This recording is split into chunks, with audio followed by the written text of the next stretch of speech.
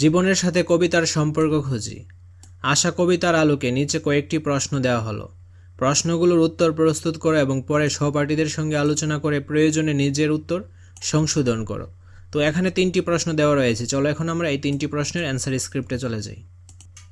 প্রথম প্রশ্ন, আশা কবিতায় কবি কি বলতে চেয়েছেন? আশা কবিতায় কবি বলতে চেয়েছেন, কবি যেই পৃথিবীতে হারিয়ে যেতে চান সেখানে মানুষ জীর্ণ বেড়ার ঘরে নির্ভাবনায় ঘুমিয়ে থাকেন।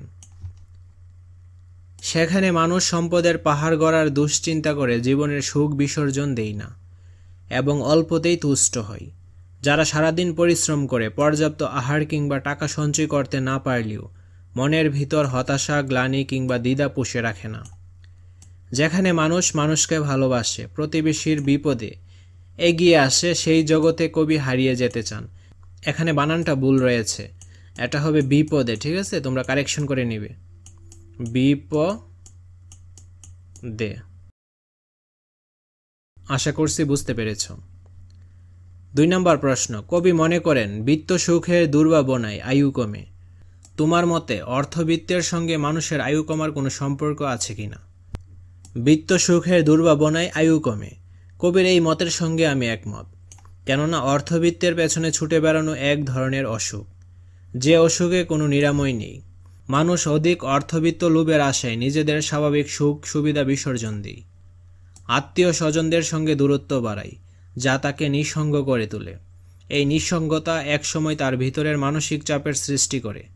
বিত্ত সুখ অর্জনের মাধ্যমে অপরকে টপকে যাওয়ার চিন্তা মানুষকে আরও বিমর্ষ করে তোলে।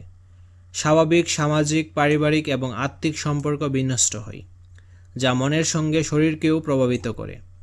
ফলে অর্থবিত্তের সঙ্গে মানুষের আয়ু কমার সম্পর্ক আছে বলে আমি মনে করি, কেননা মানসিক চাপ নানা ধরনের শারীরিক অসুখের প্রধান উৎপত্তি স্থল।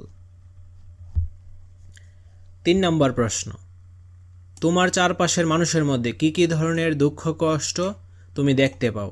এগুলো দূর করার জন্য কি কি করা যেতে পারে তার একটি তালিকা তৈরি করো। আমার চারপাশের মানুষের মধ্যে আমি নানা ধরনের মানসিক ও শারীরিক দুঃখ কষ্ট দেখতে পাই। যেমন কেউ দুরারোগ্য ব্যাধিতে আক্রান্ত, কারো পড়ালেখা করার পর্যাপ্ত টাকা নেই, কেউ আবার পরিবারের সদস্য হারিয়ে সুখে বিহবল, কারো বা খাওয়া পড়ার টাকা নেই, বাসস্থান নেই, কেউ বা চাকরি না পেয়ে রাস্তায় ঘুরছে, কারো আবার সব থাকলেও মানসিক শান্তি নেই। এগুলো দূর করার জন্য অনেক কিছু করা যেতে পারে বলে আমি মনে করি। যেমন দুস্থকে অর্থনৈতিক সাহায্য করা, রোগাক্রান্তকে সেবা করা, সাহায্য প্রার্থীর দিকে সাহায্যের হাত বাড়ানো, মানসিকভাবে অসহায়ের পাশে দাঁড়ানো, আর্তকে সেবাদান ইত্যাদি। আশা কবিতার বৈশিষ্ট্য। আশা কবিতার মূল ভাব মানুষের মহৎ গুণকে তুলে ধরা। যেসব মানুষ দুশ্চিন্তা করে না, অতিরিক্ত সঞ্চয় করে না, পরিশ্রম করতে দ্বিধা করে না এবং যারা স্বার্থপর নয়, কবি তাদের ভালোবাসেন। কবিতাটির চরণগুলোর শেষে বিশেষ ধরনের মিল রয়েছে। যেমন প্রথম স্তবকে প্রথম ও চতুর্থ লাইনে মিল আছে, দ্বিতীয় স্তবকে প্রথম, তৃতীয় এবং দ্বিতীয় ও চতুর্থ লাইনে মিল আছে, আবার তৃতীয় স্তবকে তৃতীয় ও ষষ্ঠ লাইনে মিল দেখা যায়।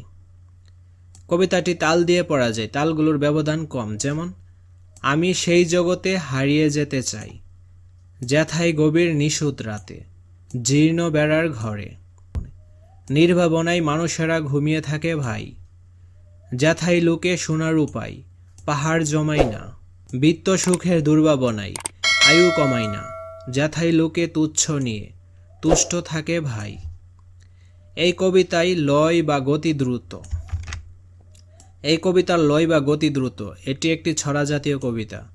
কবিতাটিতে কিছু শব্দরূপের পরিবর্তন আছে, যেমন যেখানে, যেথায়, নিশীথ, নিশুত, মানুষকে, মানুষেরে, জ্বালাতে, জ্বালতে ইত্যাদি।